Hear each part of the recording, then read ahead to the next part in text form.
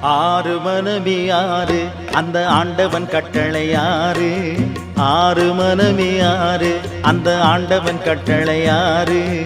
சேர்ந்து மனிதன் வாழும் வகைக்கு தெய்வத்தின் கட்டளை ஆறு. தெய்வத்தின் கட்டளை ஆறு.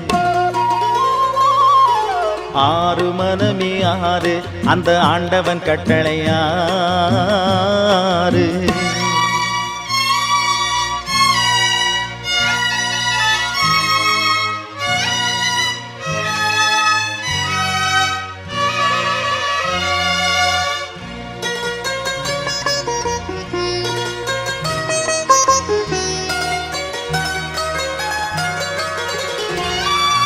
ஒன்றே சொல்வார் ஒன்றே செய்வார் உள்ளத்தில் உள்ளது அமைதி.